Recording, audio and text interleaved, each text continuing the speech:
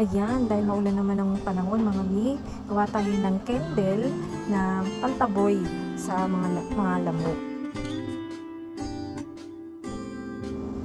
Gawa lang ito sa tanglad at saka sa oregano na nakuha natin sa likod ng bahay. At yung mga stock na mga lalagyan dyan, meron din tayong wax na mga gamit na.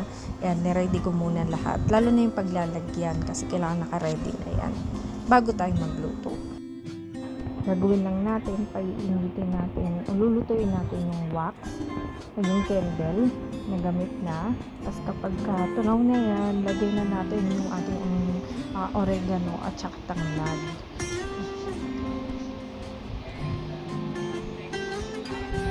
Kapag yan, halu-haluin lang natin, then kailangan dito kulong-kulo. Hula natin na mabuti yung ating tanglad at saka oregano para yung aroma kapit na kapit dun sa candle. Yan, wait lang natin na talagang kulong-kulo siya. Katulad po nito. Yan po, kapag tapos na yung ating candle, luto na po siya. Nakikita naman natin na talagang nagkulay green yung ating candle. So, ibig sabihin, kumapit po yung aroma ng oregano at saka ng ating tanglad.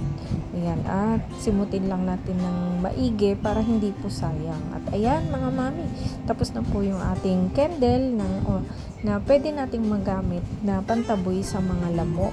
No, lalo na po ngayong tag-ulan. Maraming pong salamat sa panunood. God bless.